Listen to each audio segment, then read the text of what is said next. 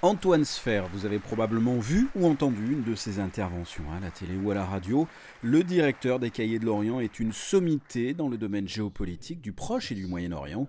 Ce journaliste politologue, écrivain, né à Beyrouth, vient de donner une conférence dans la salle Belle Époque.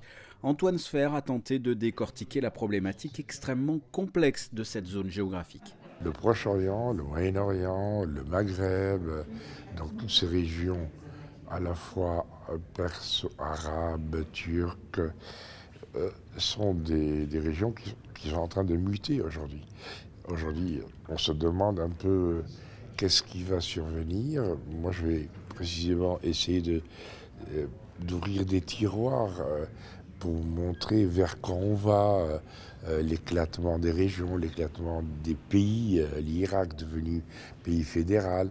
Nous sommes dans une redistribution, vous l'avez dit, à la fois ethnique avec les Kurdes, à la fois confessionnelle avec les chiites, les sunnites, avec une problématique aussi de survie avec les autres minorités, les Turkmènes, les Ismaéliens, les chrétiens en Orient, alors qu'ils sont eux les premiers habitants de cet Orient, c'est là où ils sont nés et tout. Donc il y a tout cela qui nous semble, à nous, cartésiens, occidentaux, carrés, un peu une ratatouille, mais qui, par l'histoire, commence à s'expliquer.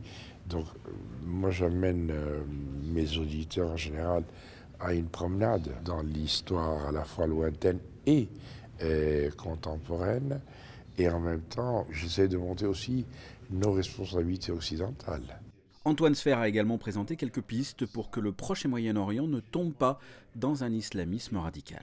Un pays comme la France a toujours été très puissant dans cette région quand il parlait avec tout le monde, c'est-à-dire quand il parlait avec tout le monde et que ça aboutissait à ce que les gens qui ne se parlaient pas dans la région puissent se parler par l'intermédiaire de la France. Les Algériens et les Marocains, par exemple, les Syriens et les Libanais, les Israéliens et les Palestiniens, les Égyptiens et les Soudanais. C'est ça ce qui est formidable. Et tout d'un coup, on s'est mis dans un camp contre un autre. Je ne suis pas en train de juger, je suis en train de constater. Et à partir de là, on n'est plus ni crédible ni audible. Ça, c'est une première des choses à faire. Rebâtir une diplomatie de passerelle, de dialogue, de guet sur le ruisseau. Tel un sacerdoce, Antoine Sfer part sur les routes avec son bâton de pèlerin pour donner des conférences sur le Moyen-Orient. Il sera uniquement cette semaine à Sens, Toulon ou encore Amsterdam. Quant à la Monaco Méditerranée Foundation, prochaine conférence le 29 février avec Monseigneur Sako, archevêque de Bagdad.